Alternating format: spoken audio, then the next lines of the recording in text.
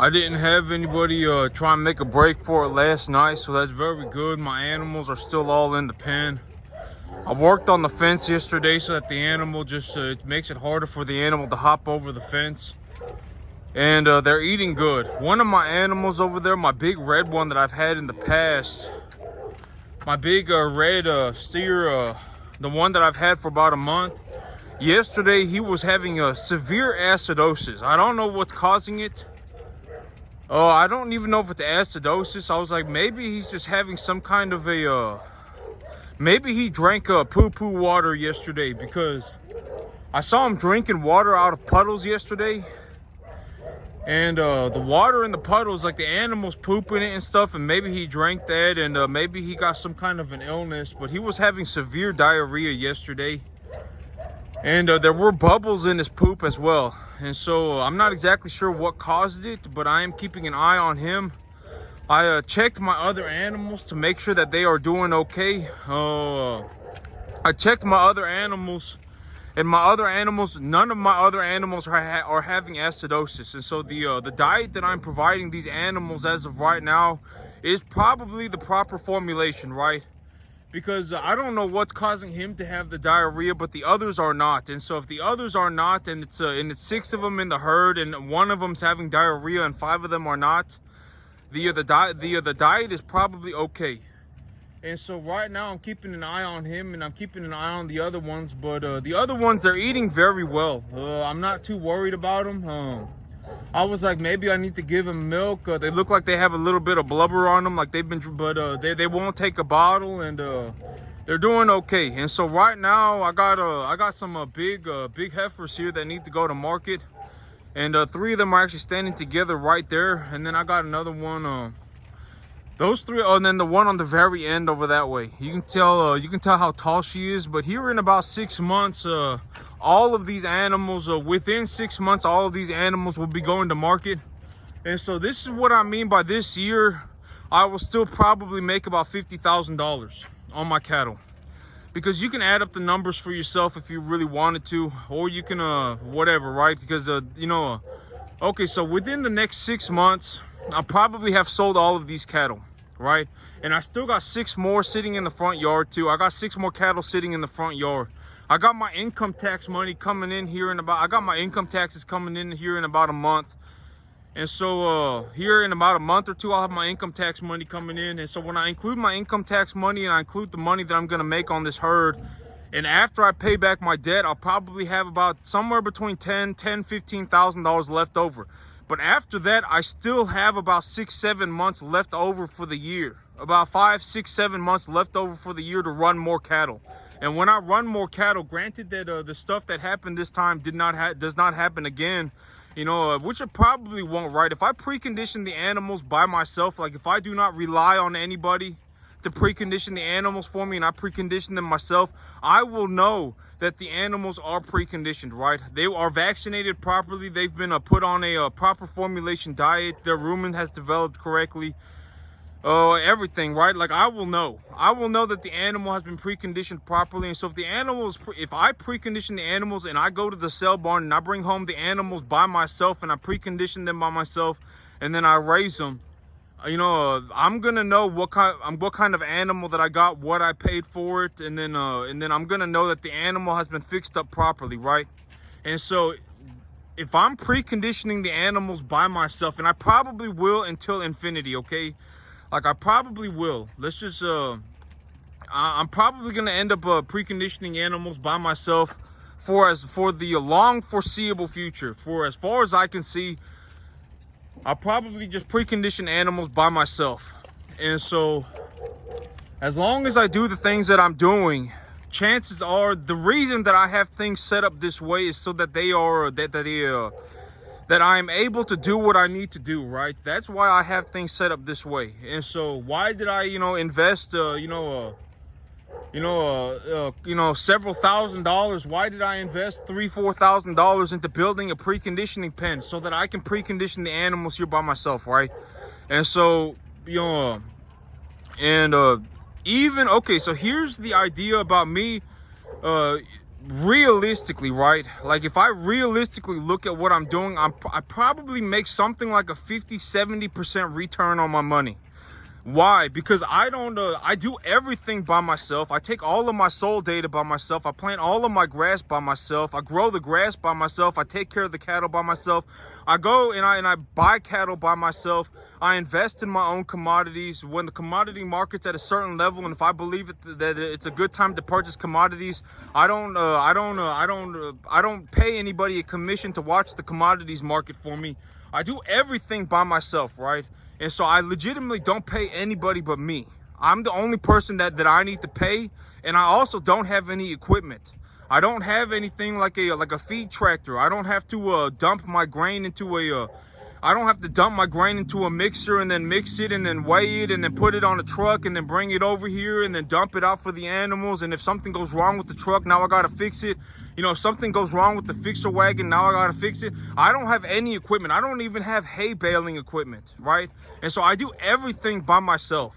Everything, legitimately, 100%. The commodities market, the cattle market, the grass, everything, I do it by myself. And so that's why not probably, when I look at the reason why do I make so much money, right? Why do I make so much money? One of the big reasons is because I do everything by myself. Legitimately, don't have anybody helping me for anything in the cattle. I do all of this by myself. And so I don't have to worry about paying anybody, right? And so all of the money that I make, it goes straight into my pocket. And so when I look at everything that I got going on right now, it's like, you know, I'll probably end up making somewhere around a 50-75% return on my money. If I put about $1,000 into an animal, I'll probably make somewhere around $1,500 to $1,700 back. And so it's like, you know, and also, okay, here's the thing, right? It's like me, by running cattle financially, I also do all of my financials by myself. And so, you know, financially, when I look at myself financially, right, running cattle, it also reduces my income tax burdens to nearly zero. Not only does it do that, but it also reduces my property taxes extremely, like to nearly zero as well. And so, you know, my income tax burdens, okay, here's a good way to look at income tax. If I had to pay income tax on the money that I made this year without running cattle, if I did not have an investment strategy, if I did not have an investment portfolio or my mind on finances, here is something that realistically could have happened. Because, you know, over the last year, right, I probably made like close to like probably like $120,000. And if I had to pay income tax on that money, I would be paying like 30,000-40,000 in taxes, 25,000-35,000, something like that, $25,000-$30,000 in taxes. But because of, you know, a big portion of my investment strategy, it's not just to it's not just to make money. A big portion of my investment strategy is also to reduce my income tax burdens. And so it's like I went from owing the government $25,000-$30,000 to not owing the government anything, and my money is still just going up. The amount of money that, you know, my wealth is being accumulated tax-free. That income tax-free. That is a big portion of my financial strategy. And so when I look at everything, and it's like, oh, well, you know, well, okay, here's a good way to look at financials, right? Well, you know, these cattle, they are all worth something. They are all, until people stop eating beef, these animals are all going to be worth something. And if they are conditioned correctly, right, if they are put on a proper diet and they put on weight properly, and they you know, and they got they're somewhat between a 1.5, most cattle are, well, even if it's unfortunate and they do turn out to, well, I mean, okay, granted that if I go and I pick out the animals by myself, more than likely I will end up with 1 to 1.5 type cattle, because I will hand pick them, right? Like, I'm not going to sit there and go, oh my God, I'm going to buy this half Jersey cross. and sell it to this guy as a full Angus, right? Like, I'm not gonna go and do stuff like that because I'm the guy with the cattle that's purchasing my own cattle. And so, like, if I go to the sale barn and I buy animals, I'm gonna look at the animal and say, okay, this is a 1 to 1.5 type medium large frame animal, maybe on the 1.5 side, and the current market for the calves are like $3.50 and they want $3 for it. Okay, I'll give them the $3 for it, right? Or they or maybe I was whatever, right? Whatever the situation may be. And when I go to the sale barn and stuff like that and I look at the animals, I also look at the animal and very quickly in my head, when I look at the animal, I say, how much do I think I could get for this animal if the animal was 800 pounds? If I think I can get $1,600 and they want 900 for the animal, I'll just buy the animal, right? I'll just buy the animal, because if I can get $1,600 for the animal at the end, granted that the commodities markets go sideways, the commodities market, it's kind of in a rough situation right now because of the commodities market. I don't know, the calf market, well, it kind of makes sense to me, like where the markets are right now. The markets right now, they're kind of in this, calves are going for like $3, three up to $3.75. Like if I have a little 2.5 weight calf, I could get like $850 for it. A small little 2.5 weight, let's say 2.5 weight, number 1 to 1.5 medium large frame cattle, that animal's gonna sell from like $700 to $850 right now. And that may seem high, but it's like, oh well, the feeder cattle market's also sitting at about $230. Here in Texas, there's about a 10-cent deduction for the feeder cattle in Texas, and so if the feeder cattle market's sitting at about $230, we get about $220. And so if I have a herd full of number 1 type medium large frame steers, and I have them at 800 pounds, I could get like $1,700, $1,800, $1,900 for them. And so the cattle market is kind of in good balances right now.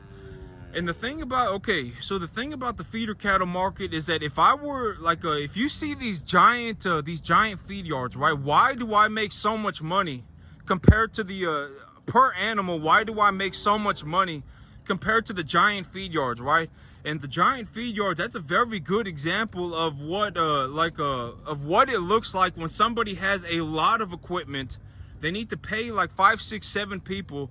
And then if they don't purchase their commodities at the perfect time, if they don't purchase their commodities at a very good time, now they're going to be sitting, well, I mean, granted that these feed yards, they go through feed very quickly. And so even if they have a lot of feed, they'll go through it very fast. I don't know exactly what goes on at these feed yards, but when I look at a feed yard, it's like, oh yeah, like I would not run my business like this. Like, if I had to have a giant mixer silo, and then I had to have like a giant grain wagon, and then I had to like have an 18-wheeler, and then I had to have like a giant tractor, and I needed 5 of everything, and then I had to mix everything every morning, and then I had to go and feed it to the animals. Because if I'm in that situation, right, like when I look at the feed yards, why do if something goes wrong with the 18-wheeler, if something goes wrong with the grain silo, if something goes wrong with the mixer wagon, if something goes wrong with whatever, they have to fix it. And where does that money come from, right? It comes from the cattle business. They have to take money out of the cattle business to fix their equipment, or to invest in new equipment,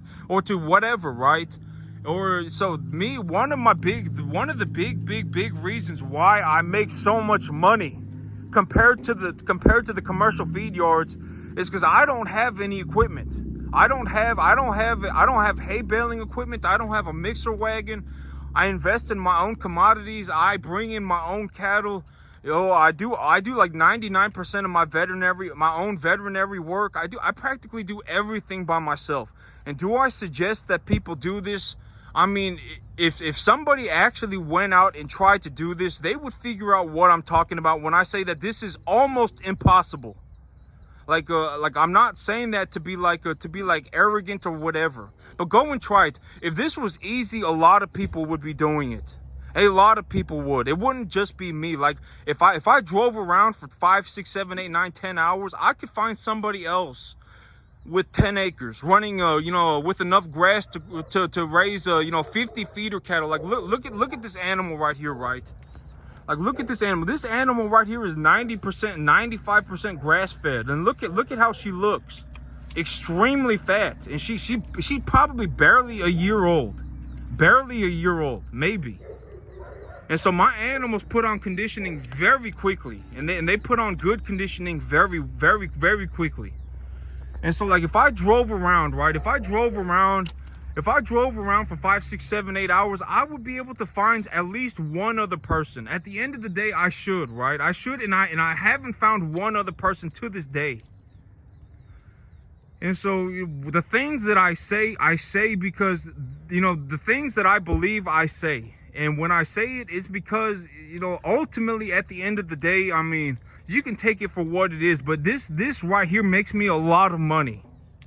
A lot of money. And you know, realistically, I could probably scale this if I wanted to.